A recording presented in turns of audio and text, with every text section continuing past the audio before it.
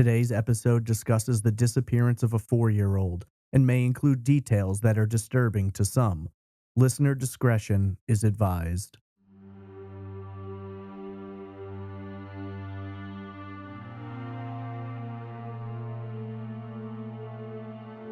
Four-year-old Nyleen Marshall loved playing outside. The streams, hills, grass, and forest were her playground, and living in rural Montana provided a very large sandbox. On June 25, 1983, Nyleen was excited to accompany her family to a picnic in the Helena National Forest. It would be an afternoon of fun and games, sandwiches, and exploration. Unfortunately, Nyleen would not come home. Sometime around 4 p.m., Nyleen was last seen near a creek less than 100 yards from the rest of the picnic goers. When her family came to locate her, she was nowhere to be found, and it quickly became clear that the 4-year-old was missing. Subsequent searches and investigations would reveal details of an unidentified man seen speaking with the child in the moments before she vanished. Over the course of the next 40 years, multiple sightings of Nyleen were reported around the country. Composite sketches of the man with her sparked investigations into all manner of suspects, and Nyleen's family struggled to deal with her absence. Then came a series of letters and phone calls from a man who claimed not only to have abducted Nyleen in 1983, but that he was still in possession of her and raising her as his own daughter. What became of Nyleen Marshall?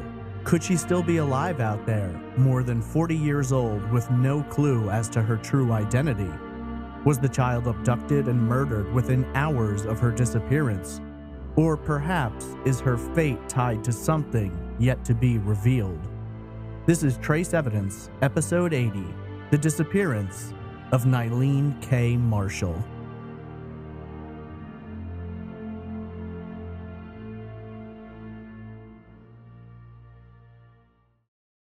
Welcome to Trace Evidence. I'm your host, Stephen Pacheco. Today we examine the haunting disappearance of 4-year-old Nyleen Marshall. Before getting into the case, just a few notes about the show. Trace Evidence is a weekly true crime podcast focusing on a different unsolved case each week. If you have questions, comments, or case suggestions, email me at traceevidencepod@gmail.com. You can also follow me on Twitter at TraceEvPod, on Instagram at TraceEvidencePodcast, or join the Facebook discussion group simply by searching for Trace Evidence. You can visit the website at trace-evidence.com for full episodes, social media links, merchandise, and more. As a final note, Trace Evidence is a complete one-man operation, so if you'd like to help support the podcast, please visit our Patreon page at patreon.com/traceevidence, where you can gain rewards such as stickers, pins, and other surprises. If Patreon isn't your thing, but you still want to pitch in, there is a PayPal donation button on the website. Today, we examine the haunting disappearance of 4-year-old Nyleen Marshall. It's a disturbing case with very little evidence, but a lot of creepy possibilities. This is Episode 80, The Disappearance of Nyleen Kay Marshall.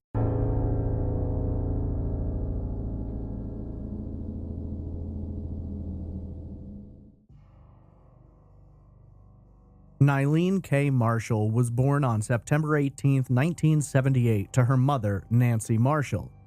Nyleen would ultimately be raised by Nancy and a stepfather named Kim. At the time of her birth, Nyleen had one older sibling, and a little sister would come along later.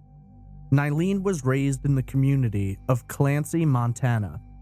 Clancy is an unincorporated community located in Jefferson County, in the southwest quadrant of the state.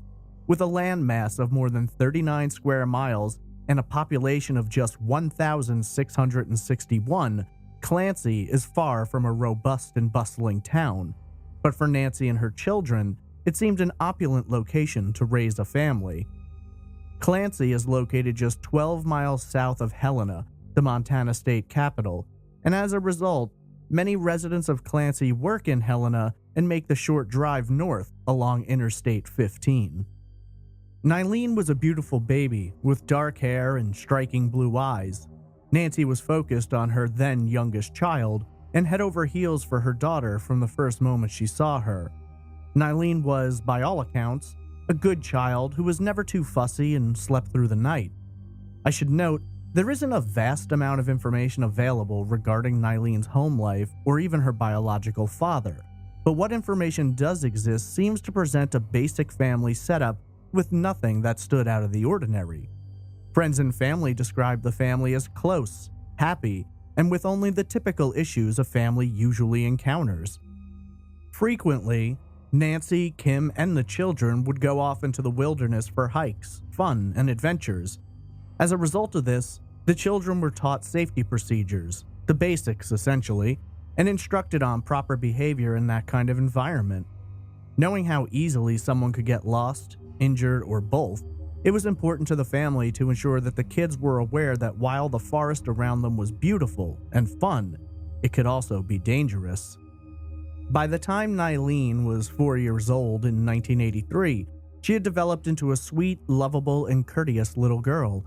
Nyleen had grown to love the outdoors, and whenever possible, she wanted to play outside, kick off her shoes, get her hands dirty, and just have fun until the sun went down. Bear in mind that the year was 1983, and the approach to parenting was quite different than we view it today. Parents generally allowed their children to go a little further, a little younger than we might do today, though Nancy did keep up with her daughter more than most did at the time. Nyleen was especially excited that summer when in June it was announced that they would be going on a picnic into the Elkhorn Mountains in the Helena National Forest. For a young girl who loved both her family and the fun and freedom of the outdoors, there was little more which could have been appealing. The Elkhorn Mountains are part of the Rocky Mountains and cover approximately 300,000 acres of land. The Helena National Forest covers more than 980,000 acres and is split into several different sections, from the Big Belt Mountains of the east to the Scapegoat Wilderness of the west. The region, dense and challenging, is known historically as a location which the famed explorers Lewis and Clark passed through during their expedition to the west. To the south are the Elkhorn Mountains, jutting through a forest of grass, sagebrush, fir, and spruce trees. Reportedly, Nyleen's stepfather was a member of the Capital City Amateur Radio Club, headquartered in Helena. The club involves itself in the local community through multiple events, including endurance runs and outdoor activities. On June 25, 1983, they organized a family-style picnic which would take place in the National Forest, and the Marshall family attended. The picnic was a fun event according to those who attended, with multiple families playing games and running around. It was a lot of fun for everyone involved, and Nyleen was no different. The 4-year-old had thrown off her shoes and socks and was playing with the other kids, trying to keep up and just laughing and having a good time. While the area was beautiful, there were a certain number of dangers to be aware of. This particular location was tucked between some steep, rocky embankments, and there were abandoned mine shafts in the area as well. According to children who were with Nyleen at the time, the group of them ran through the forest, played in and around a creek, and even discovered the remnants of an old cabin, which they explored until they were ready to move on. At one point, Nyleen sat down near some beaver dams on the creek, and the children she was with decided to move on. They began walking forward, expecting Nyleen to follow along, but when they turned around, she was nowhere to be seen. Nyleen had been seen for the last time at approximately 4 p.m. The location in which Nyleen had last been seen was less than 100 yards from where the picnic was taking place. Initially, when Nyleen disappeared, the other children thought she was still in the area playing. They called out her name a few times, though they received no response. Being just children themselves, when Nyleen failed to reappear, they assumed she'd just gone off on her own, found another friend to play with, or was hiding. As a result, the children pressed onward and eventually came out of the woods in the area of the picnic to reconnect with their families. When Nyleen's parents realized she hadn't returned with them, they asked where she was and were informed that she hadn't been seen since they had been near the beaver dams. Immediately concerned that Nyleen could have gotten lost or hurt, Nancy and Kim went into the forest to search for her.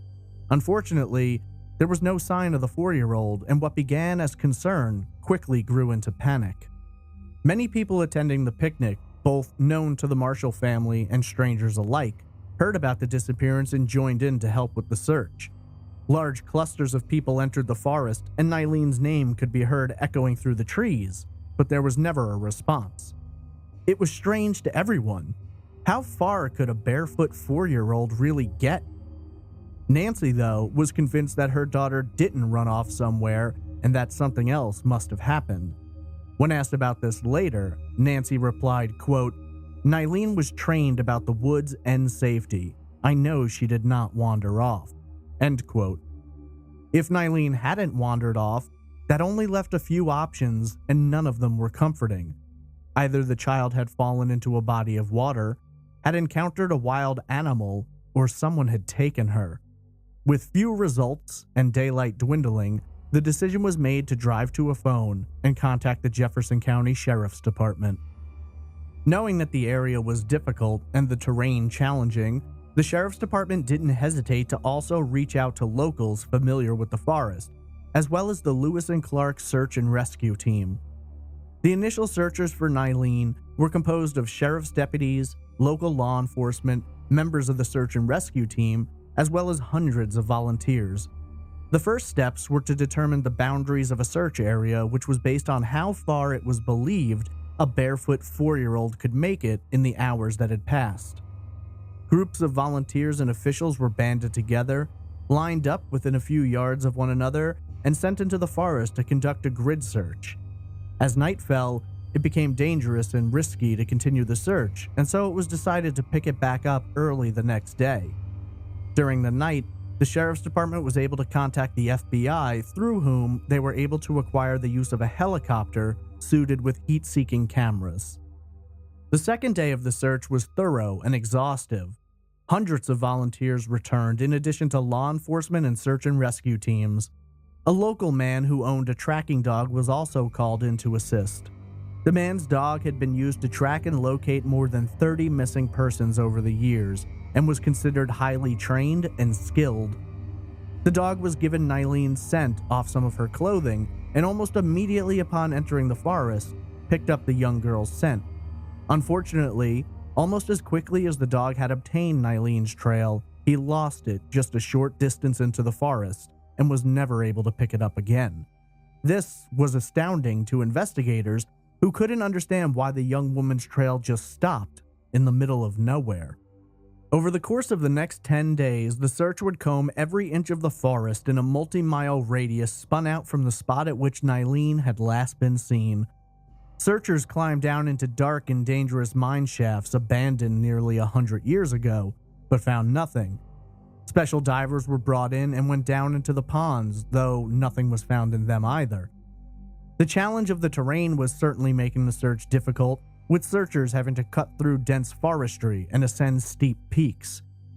Towards the end of the search, heavy equipment was brought in to turn over the earth.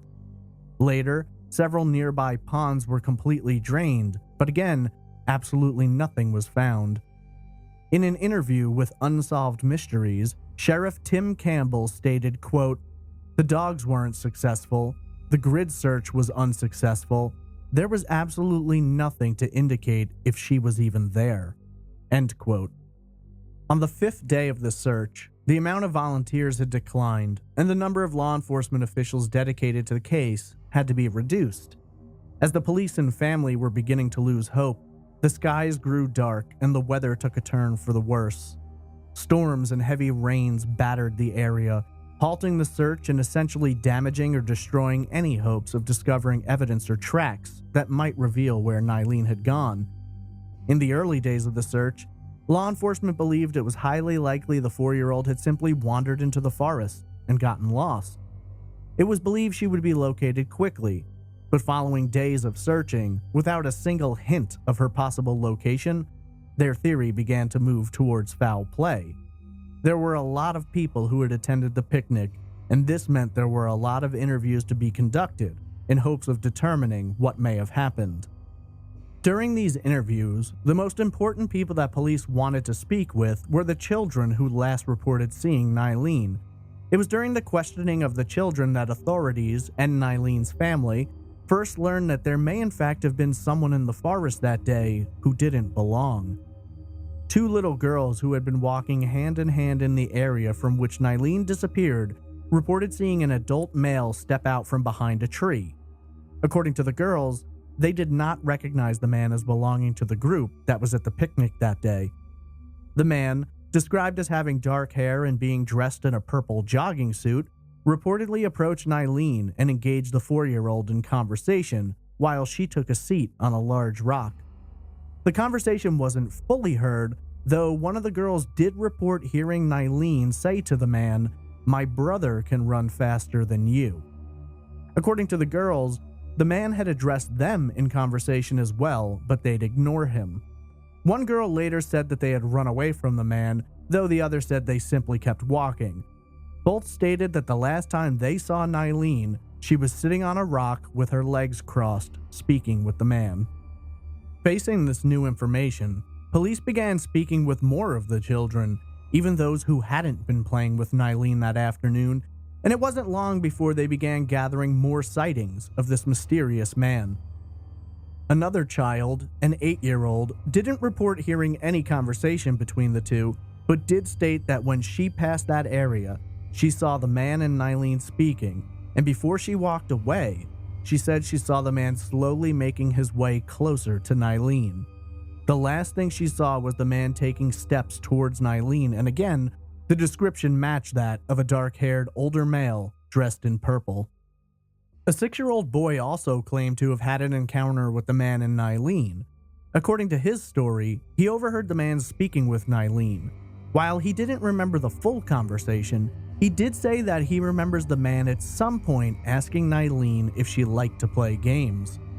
One of the games this man reportedly called Follow the Shadows. The boy reported hearing the man explaining the game, and then he heard Nyleen responding, something along the lines of, "I have to follow the shadows." This is the last believed to be confirmed sighting of Nyleen that took place close to 4 p.m., the time that she's officially listed as being a missing person.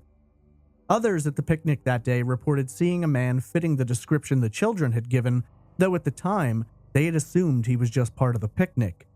It's important to note, however, he was not seen following Nyleen's disappearance.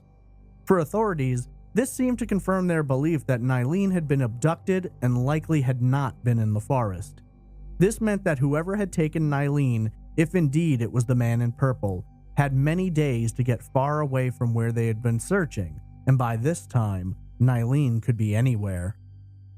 In response to witness statements, police officially declared Nyleen's case that of a likely child abduction.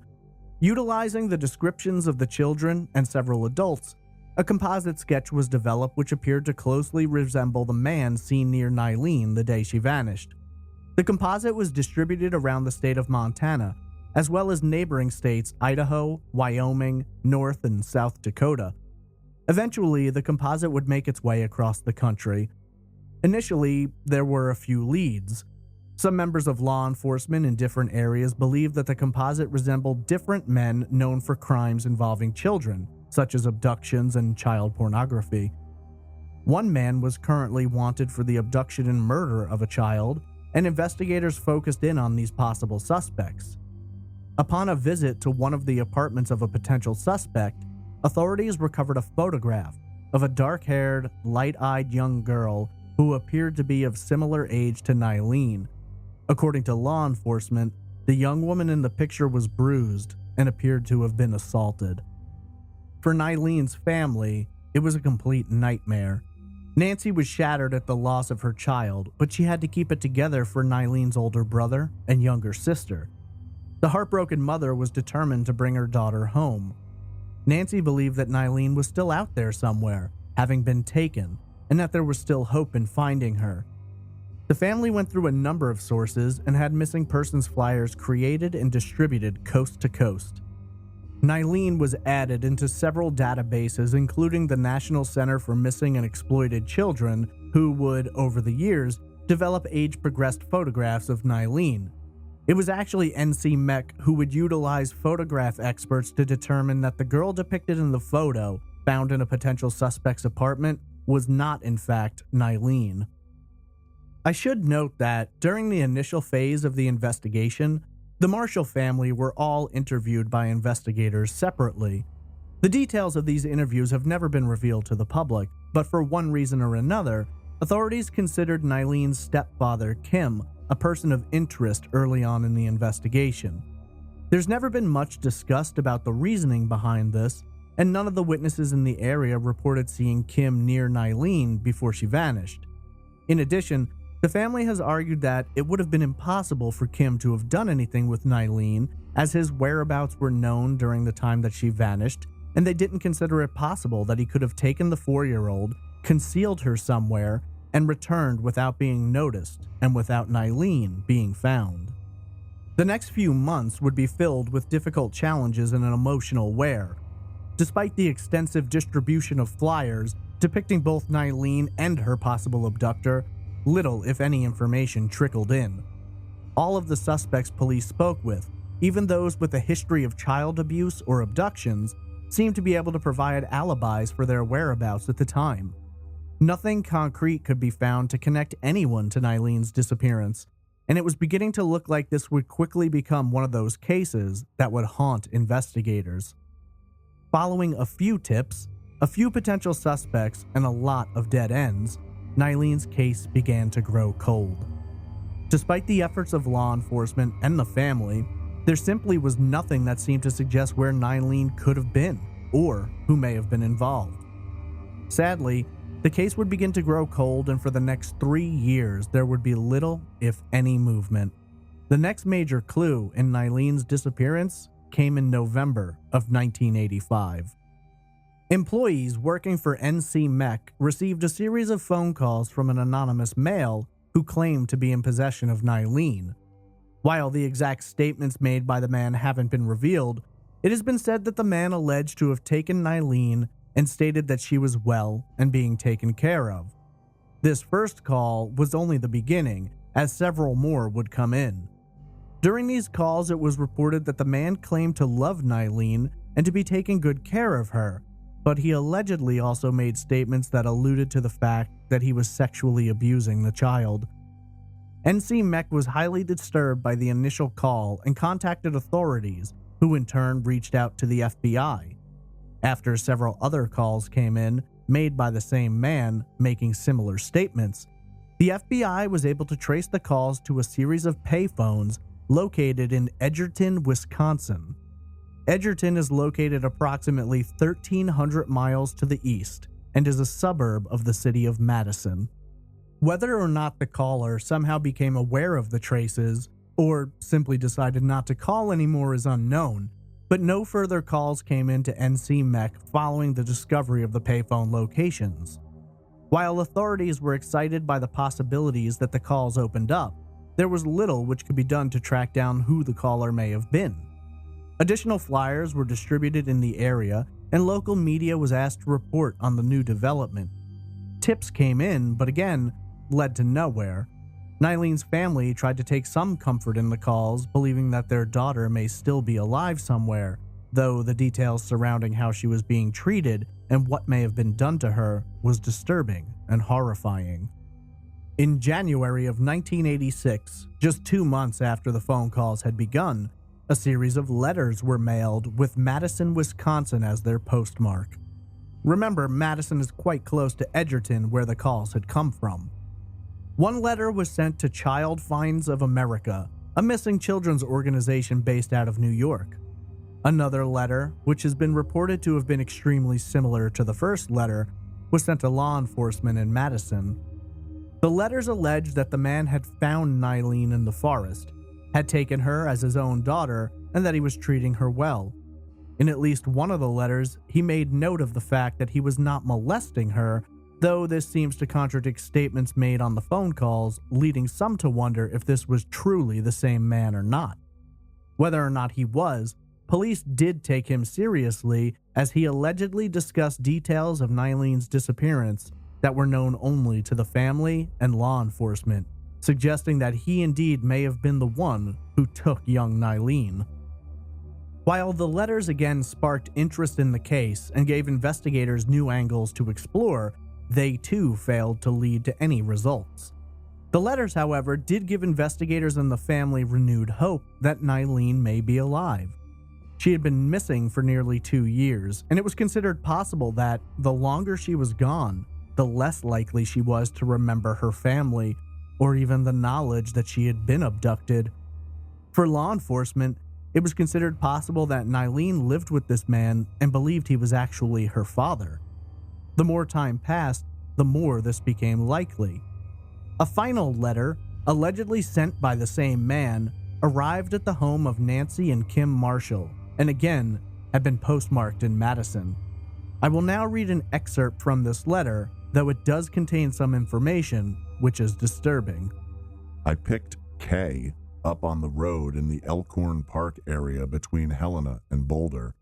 She was crying and frightened, and as I held her, she was shaking, and I decided that I would keep her and love her. I took her home with me. I have a nice investment income, and I can work at home, so I care for her myself all the time. I teach her at home, and she likes to go with me when I travel.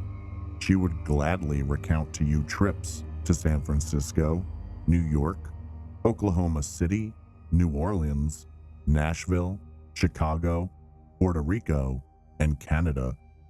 We were even in Britain for a month last year, and she loved it. Nobody questions passports. Her hair is short and curly now, and she has really grown. She's about 45 inches and around 50 pounds.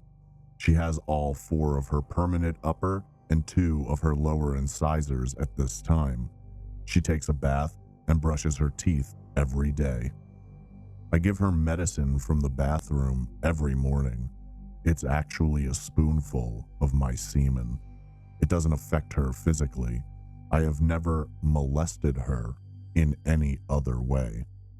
She is a sweet little girl, and it is because of how much I have grown to love her that I realize how much her family must miss her. But she has adjusted and seems happy. She trusts me and isn't afraid. We play a lot, and she laughs when we clown around. She smiles and acts coy when I tease her. She giggles when we snuggle and hugs me sometimes for no apparent reason. I love her, and I have her. I just can't let her go. Obviously, the content of this letter is incredibly disturbing, though it does reveal some information about the alleged abductor that could help reveal his identity, assuming he's telling the truth. The man claims to have made money off investments and that he works from home. He travels a lot and possesses both a passport for himself and for Nyleen, though he now calls her by her middle name, Kay, and likely any documentation bearing her name would show the same. Nyleen is a rather unique name, and so calling her Kay is a good attempt to conceal her true identity. In other letters, law enforcement have reported that the man also claimed that he had a sister and parents who died in a car accident when his sister was 9 years old. Again, it's unknown how many of these details are accurate to the reality of the abductor's life. Law enforcement have speculated that, based on the locations listed, the man may have a job which requires him to travel, such as a salesman or truck driver. It's believed that he lived in the Madison area, though he may travel more than he's home. It was also believed that the man may have a female accomplice working with him. Sometime after the initial disappearance, Nyleen's uncle spoke with law enforcement and stated that he had seen a flyer seeking 2 wanted individuals, a man and a woman. According to the uncle, the man and woman resembled individuals he had seen present on the first day of searching for Nyleen. Authorities believe it's possible that Nyleen could have been taken, and then her abductors volunteered in the search party to gather information about the progress of the investigation. Oftentimes, criminals will visit scenes of their crimes or participate in searches in order to gather information or to relive the thrill of the crime. Unfortunately, following this letter being sent to Nyleen's parents, the case would once again begin growing cold. There were several sightings called in from around the country, and while none of these could be confirmed, it was considered possible if the man who had taken Nyleen was in fact traveling. That would explain why the young girl had allegedly been spotted in places such as Florida, New York, and California. Despite the sightings, nothing solid could ever be nailed down, and it wouldn't be until 1990 when a new lead came in. In the third season of Unsolved Mysteries, Nyleen's story was aired. The short segment discussed her disappearance and included interviews with law enforcement and Nancy. By this time, Nyleen would have been missing for 7 years and would have been 11 years old, turning 12. One viewer of the show thought the images of Nyleen and the composite sketch displayed looked familiar. The viewer, who was a young man at the time, contacted Unsolved Mysteries and reported that he believed Nyleen was actually a student in his school. Apparently, officials at the school, located in Vancouver, British Columbia, had also seen the episode and made their own calls regarding a female student known as Mary Ann Kelly. After receiving these calls, the tips were passed on to law enforcement, who began working with Canadian officials to conduct thorough background checks of Mary Ann Kelly, as well as her father, Robert Kelly. It didn't take long before it was discovered that these were not their true identities. Law enforcement moved in quickly and took Mary Ann Kelly into their care while Robert was taken in for questioning. For the first time since Nyleen's disappearance, there was a true hope that she may have finally been located. Law enforcement discovered that the girl had indeed been abducted, but were able to confirm it was not Nyleen. 5-year-old Monica Bonilla had been abducted by her biological father, Guillermo, from her mother's home in Burbank, California on September 22, 1982. Guillermo was officially charged with parental child abduction, and Monica was returned to her mother in December of 1990, more than 8 years after she had been taken. Monica would find herself moving into her mother's home, where she would have a new stepfather and half-brother. While this was obviously a success for law enforcement and a happy ending to an otherwise difficult case, it did little to shine any light on Nyleen's disappearance. Reportedly, Nancy was very pleased that, in some way, her daughter's disappearance helped end the nightmare for another mother. The next year, in August of 1991, a mentally ill man who had been convicted of sexually assaulting a minor in 1984 walked into a police station and confessed to murdering a woman from Great Falls. After discussing this alleged murder, the man then added that he had also abducted and murdered Nyleen in the Helena National Forest the day she went missing.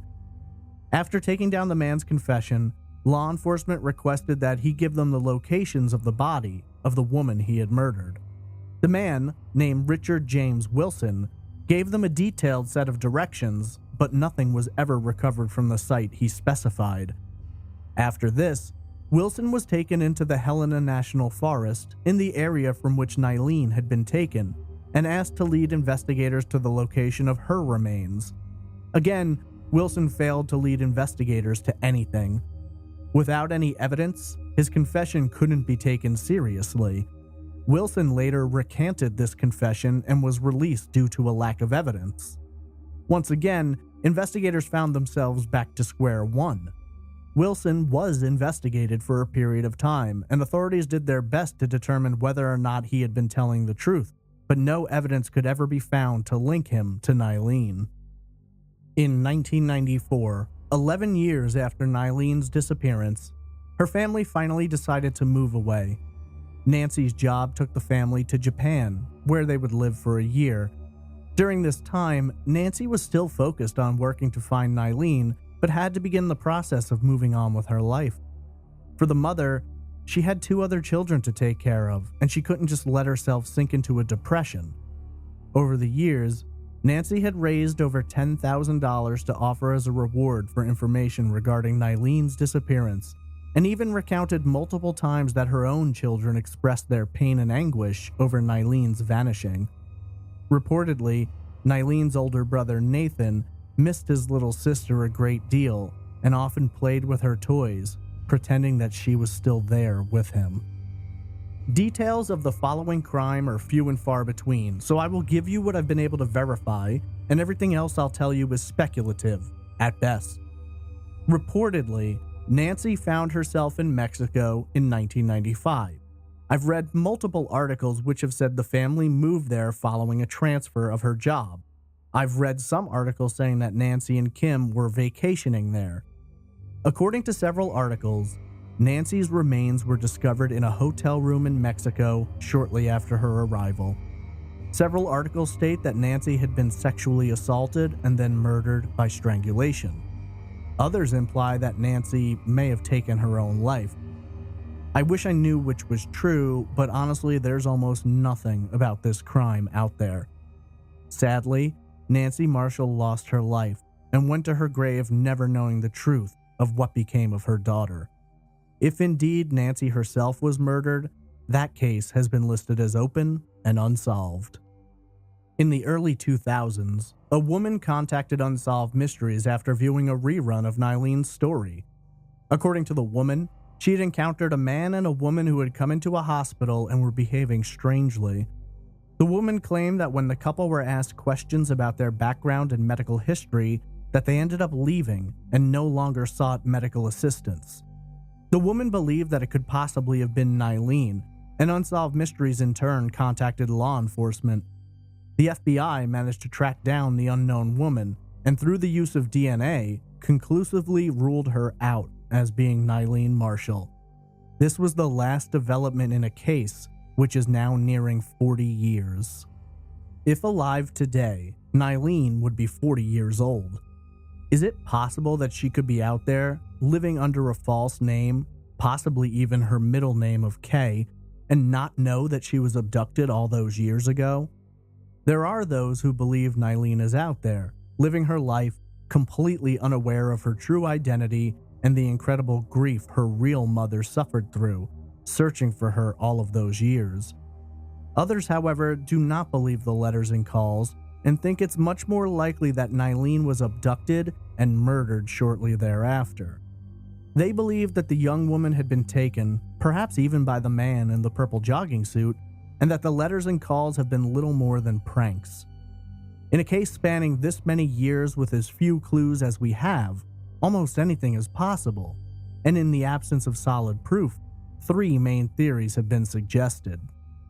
The first theory argues that Nyleen may simply have wandered off into the forest, become injured or was attacked by a wild animal, and subsequently lost her life in a tragic accident. For many, it's fairly simple to imagine that a 4-year-old could easily find herself lost in such a dense forest. The second theory purports that Nyleen may have been victimized by someone she knew and trusted. Many believe that Nyleen could have been murdered by her own stepfather, while others think it's entirely possible that someone at the picnic that day, who knew Nyleen well enough to be trusted by her, may have done something to abduct or murder the young woman. The third and final theory follows the thought process that Nyleen may have been abducted by a complete stranger. Many believe that the man in the purple jogging suit and the author of the letters and phone calls may be the same person, and that he did take Nyleen. Some do not believe this, and instead believe that Nyleen was taken, but that the letters and calls were lies. Regardless, the belief that Nyleen could have been taken by an unknown individual remains a possibility. When last seen, Nyleen Kay Marshall was 4 years old. At the time of her disappearance, Nyleen was described as being a Caucasian female with brown hair and blue eyes, standing 3 feet 2 inches tall and weighing approximately 30 pounds. When last seen, Nyleen was wearing a yellow t-shirt and shorts with no socks or shoes. Much of this description would have changed in the nearly 40 years since, though Nyleen is known to have a mole above her left eyebrow and dimples on both cheeks. Nyleen is also known to be right-handed, and at the time of her disappearance, had a patch of hair on her lower back.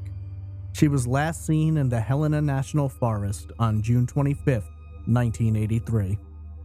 Nyleen Marshall vanished nearly 40 years ago.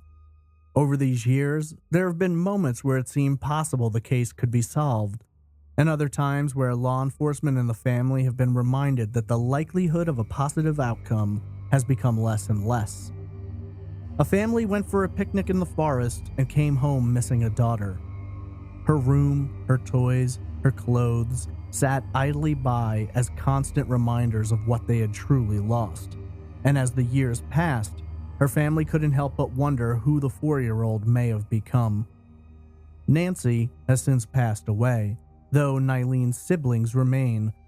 Will they ever know the truth of what became of their sister? Is Nyleen out there somewhere, but unaware of who she truly is? For Nancy, it was a search which never ended. In an interview, she explained, quote, "I still look for her. I always will. Every time I'm at an airport, every time I'm at a resort, every time I'm at an amusement park. I'm sure I look like I'm having a good time, but I'm looking for my child every minute that I'm out."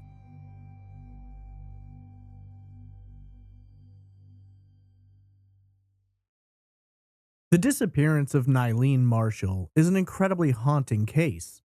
How does a 4-year-old surrounded by adults and children alike sit down near a creek less than 100 yards from everyone and mysteriously vanish? Initially, it was thought she got lost. Then the stories began coming out about a man dressed in purple who was seen talking to Nyleen. Is it possible that this man, in the midst of being surrounded by all these other people, was so brazen as to just walk away with a child and by some stroke of luck managed to get away with it? That's a question that the family and law enforcement have been asking themselves since the early days of the investigation. Any case involving a child is difficult to cover, difficult to listen to. However, I think cases involving children are incredibly important, and while some avoid covering them, I think we owe it to them. Hearing the details about what occurred may be disturbing, but just think about the family that had to endure this horror. For them, there were no easy answers, and nothing could ever assuage the pain and grief they continue to live with. I can't begin to imagine what it feels like to lose a child, and I hope I'll never know. But the strength and courage of those who not only find a way through, but also find a way to keep hoping beyond hope, is something I truly admire. Nearly 40 years ago, a family went on a picnic and one of them didn't come home. For days, searchers, investigators, and volunteers combed through a densely forested area in hopes of locating her. When days began passing more rapidly and not a single trace of the little girl could be found, authorities knew they were dealing with something beyond a little girl going missing. Over the next 40 years, a lot of different possibilities were considered and suspects examined. But when it was all boiled down to what is most commonly believed, everything fits into one of 3 theories. The first of these theories looks into the initial hypothesis of investigators that Nyleen had simply wandered off and gotten lost. While the person went off of their own volition theory is one which is typically annoying and doesn't apply to the circumstances, it's difficult to ignore in this case. How likely is it that a 4-year-old who loved playing outside might just keep walking off on her own? It happens all around the world every day. Children get lost. They make poor choices, and when they realize they're lost and don't know the way back, they panic. When that panic sets in, who knows where they could go? Without a sense of direction or a brain developed enough to figure things out, they could spend an entire day walking or running in the wrong direction. Had Nyleen done this, she could have found herself deeper into the forest and perhaps in a very dangerous situation. The forest is home to a lot of predators, almost all of which, if Nyleen had run into, she'd have been quickly overcome. Both black bears and grizzly bears are known to populate areas of the Helena National Forest. Beyond bears, there are wolves, bobcats, and mountain lions.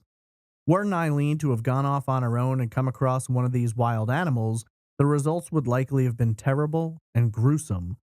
However, had an animal come across Nyleen, there'd likely have been some evidence to suggest this.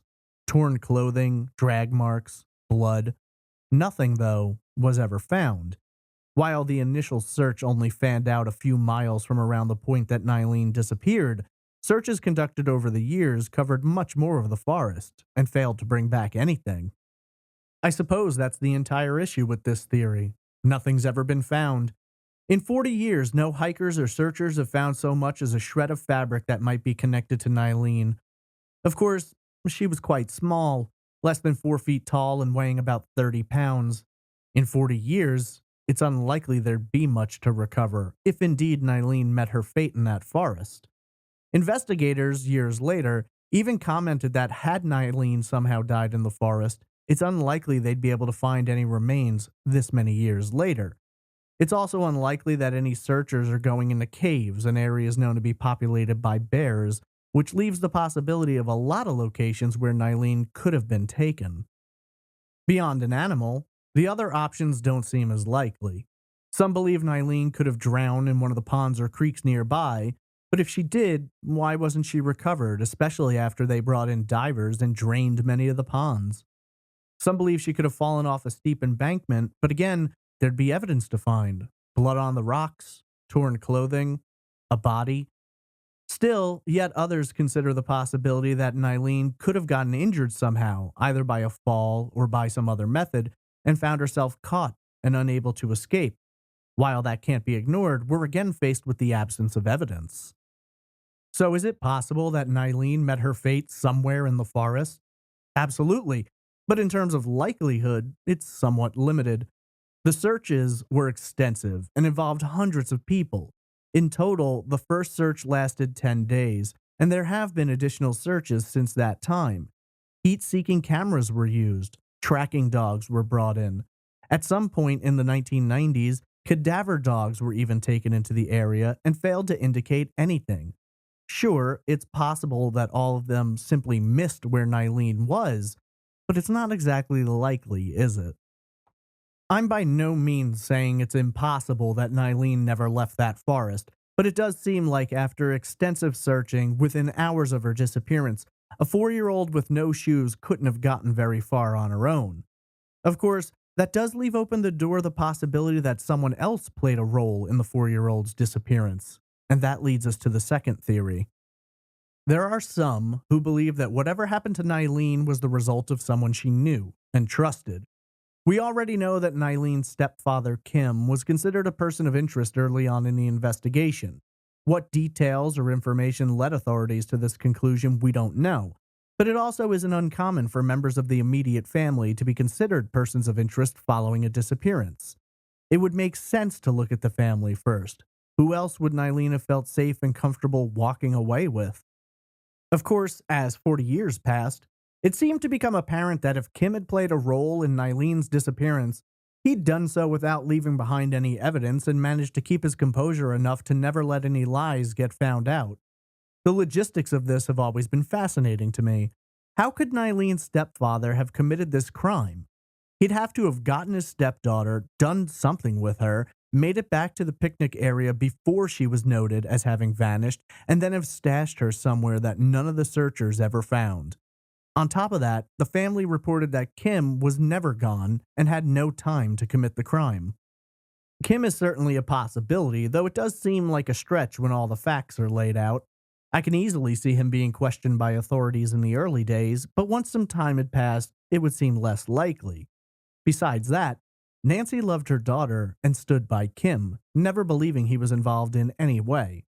Sure, we've seen mothers do some horrible things to protect the men they love when it comes to their children. But this doesn't seem like one of those situations. One thing which does make me a little curious is that Kim hasn't been involved in any interviews, and even the Unsolved Mysteries segment only showed Nancy, though they made no mention of him being a person of interest. Regardless, though, there just doesn't seem to be enough here to pin it on Kim. Not to mention, we have all those reports of the man in purple. So, what if it wasn't Kim, but instead was someone else present at the picnic that day who knew Nyleen and was able to use that familiarity to abduct the young girl? That's a possibility that can't be ignored either. We don't know for certain how many people were present at this picnic, though it does seem to have been multi-family. All of the children who saw the man in purple said they did not remember him as being a part of the picnic group, but at the same time, we're dealing with a situation where the oldest child witnesses 8, and how reliable can that child's statements truly be? All of the children agreed about the man's appearance, but whether or not he was attached to someone at the picnic, we just can't say for sure. The problem with him possibly being someone who was present at the picnic, though, is very similar to the problems with the Kim theory. How could someone take Nyleen, stash her somewhere, or do something terrible to her, then get back to the picnic in time to hear about her disappearance but not be connected to it? Where would this person take a 4-year-old that searchers couldn't locate, and how would this have been executed without someone at the picnic noticing and saying something about it? Not to mention the purple jogging suit. That doesn't exactly blend in, and it seems highly likely that someone would remember seeing him in it. Remember, police spoke to people who had been at the picnic who also reported seeing a man in purple jogging suit, but no one knew who he was. This does seem like the least likely out of the theories. Yeah, there's a chance that someone who knew Nyleen was involved, but if so, they did a really good job of covering their tracks. It just doesn't seem possible, and while it can't be ruled out, it's certainly somewhere towards the bottom of the list. Even authorities who questioned everyone present that day never stated anything about suspicious behavior, odd answers, or anything which would have labeled someone as a person of interest. Kim was listed, but again, that seemed to be dismissed rather quickly. For many, it seems most likely that whoever was involved in Nyleen's abduction had to be a complete stranger who just happened to be in the forest that day, and that leads us to the third and final theory. Most people, including investigators, believe that Nyleen's disappearance is connected to a stranger abduction. The most probable suspect to have committed this abduction is the man in the purple jogging suit, but we know almost nothing about him. All we know is what the children told us, which is that the man at some point came out from behind a tree and began speaking with Nyleen.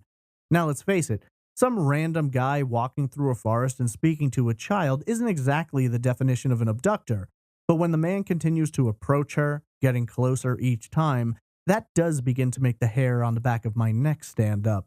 Beyond that, we have the account of the little boy, who says the man discussed a game with Nyleen about following the shadows. I don't exactly know what that game would be, but if the man explained it to be a game that involved walking or running deeper into the forest, it isn't difficult to imagine Nyleen may have gone along. It isn't exactly difficult to convince a 4-year-old who loves the outdoors to follow you deeper into the forest, especially under the guise that you're playing a game together. This whole concept of follow the shadow creeps me out every time I read about it and gives me a great sense of worry and concern for Nyleen. Assuming this man managed to get the 4-year-old to walk deeper into the forest with him, at that point, anything could have happened. Remember, Nyleen is small and doesn't weigh much. At any point, an adult could have simply scooped her up, covered her mouth, and took off running deeper into the woods, or perhaps somewhere else, like to a waiting car. One thing about the stranger abduction theory that's always bothered me is, how likely is it that some guy with a propensity for abducting children just happened to be in the forest that day? It's a national forest, and anyone's free to go there at any time. It was a Saturday afternoon, so really any number of people could have been present, but how many of them were ready to abduct a child on a whim? But maybe it's not that strange. More than likely, families went out to that area a lot on the weekends, and perhaps this person knew that and simply waited for an opportunity to make a move. Either way, I do believe there's a strong likelihood that whatever happened to Nyleen involved the man in the purple jogging suit. The question following the abduction becomes the motive. Unfortunately, there are all manner of sick and twisted reasons someone might abduct a 4-year-old girl. It could have been motivated by money to try and ransom her, though this never happened, so it seems unlikely. There's the possibility that the abductor was a pedophile and saw a young child that he wanted to take. There's also the possibility that the man may have been a murderer and saw a child as an easy target. Again, some believe the man may have wanted a child of his own and sought the opportunity to take one and raise it, as was explained in the letters and calls that came years later. For most people, it comes down to a few possibilities. Either Nyleen was taken and murdered rather quickly afterward, as most statistics show that abductors tend to murder their victims within a few days. But what if murder wasn't the intent, and that isn't what took place? Then authorities put forth the idea that the letters may be accurate, and the man who took Nyleen did so to raise her as his own daughter. If there's any reason to consider the latter the most likely possibility, it's simply because authorities admitted that some of the details the man mentioned in his letters contained information that was never released to the public, and thus whoever wrote the letters likely was there that day and possibly involved in Nyleen's disappearance. Of course, we can't know how much of the letters is true. The man could have easily abducted Nyleen and murdered her, then, a few years later, began writing the letters just to taunt the police and the family. The letters and calls all originated from an area surrounding Madison, Wisconsin, and that definitely lends credence to the possibility that both the writer and the caller were the same person. If indeed this is true, then this person abducted Nyleen and took her more than 1,300 miles away from her family. Now, some people have wondered, how does a guy just show up one day with a 4-year-old and nobody around him notices? That's an interesting question to examine, but it also falls under the belief that this guy had any friends or family. Sure, neighbors could have noticed, but not if he'd arrived home under the cover of night and kept Nyleen concealed in the home. Of course, as she got older, the likelihood that he could have kept her locked away dwindles, and he did speak of traveling with her, but again, we have no way of knowing if that's true. One detail that does make me feel it could be true is when he made the statement, "Nobody questions passports." That just feels like something said out of experience, though it doesn't necessarily mean that this guy actually had Nyleen and was raising her. The description the man gives is also upsetting, describing her as growing taller, having her adult teeth coming in. That's one of the major drawbacks when it comes to trying to locate an abducted child. Just 2 or 3 years later, and Nyleen could have looked like a completely different person. She would grow and develop. Her features would change, and soon her own family might have difficulty picking her out of a lineup. You figure by the mid-1990s, when Nyleen would have been in her teens, she could have been completely unrecognizable. The man only wrote a few letters and made a few calls within a few years after Nyleen had vanished. Why he was driven to do so and why he stopped are questions we simply don't have the answers to. Based on the way the man worded things, the way he talked about Nyleen, the alleged love he confessed to have for her, it doesn't take a great mind to determine that there's something wrong with this person. Not to mention his whole statement about the medicine he gave Nyleen, which I'm not going to repeat. This is not a stable individual, and that means that Nyleen, regardless of what she remembers, would be in danger every day. Who knows when this guy's mind might change and he might take her life, or worse. It's an incredibly scary situation to imagine a young child being in, especially if as the years passed, her memories of home began to fade and she truly believed this man was her father. It seems more than likely that Nyleen was taken from the Helena National Forest that day.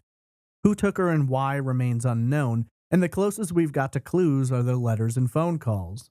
In a best-case scenario, Nyleen is alive and 40 years old, living a good life completely unaware of her true identity. While that possibility does little to grant her family a reprieve, it does to some degree provide the option that Nyleen may have lived her life, accomplished many things, and could even be happily married and a mother herself. This would hardly be the first time an adult has discovered that they were abducted as a child. There is also, sadly, the possibility that Nyleen's life was taken, either quickly following her abduction or sometime in the years after. Her abductor, 40 years later, would likely be in his late 60s or 70s if he was still alive. It seems unlikely that this guy just woke up one day and decided to abduct a child. I think it's likely that Nyleen was not his first attempt, though it may have been his first success. I wouldn't be surprised if the guy has been arrested, before or since the abduction, on some kind of a charge relating to a crime against a minor. There's a good chance that his name is written in an old detective's notepad collecting dust somewhere. But whether or not his identity will be uncovered and Nyleen's fate revealed remains unknown. Nyleen Kay Marshall was 4 years old when she vanished into the Helena National Forest. She'd be 40 years old if alive today and possibly unaware of her identity. Her abductor, if alive, could be parading himself as her biological father and may have raised her somewhere in the area of Madison, Wisconsin. Unfortunately, after 40 years and few clues, the likelihood that this case is going to be solved drops a little more each year, but there's still the hope that the truth will be revealed. Every day, cold cases are being solved thanks to genetic research and new technologies. Perhaps one day someone, or even Nyleen herself, will take a DNA test and reveal the truth. Until that happens, or police manage to break through, the disappearance of Nyleen Kay Marshall remains open, unsolved, and 40 years cold.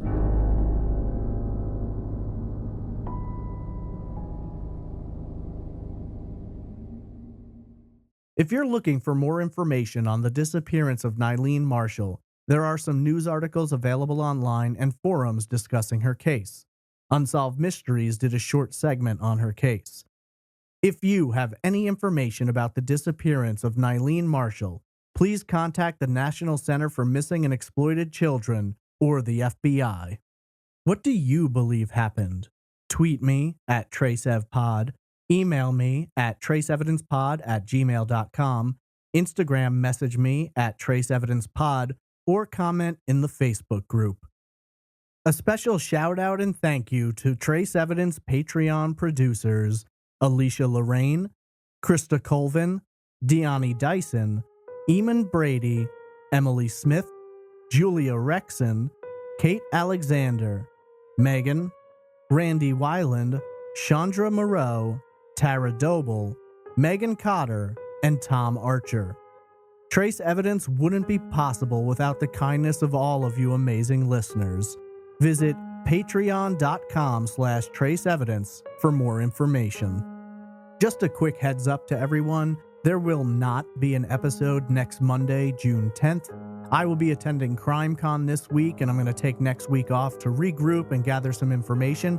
However, I'm going to be attempting to do some live streams while present, so if you're not already a member of the Trace Evidence discussion group on Facebook, you may wish to join. I want to thank you for listening to this episode of Trace Evidence, and I hope you'll join me in 2 weeks when I examine another unsolved case on the next episode of Trace Evidence.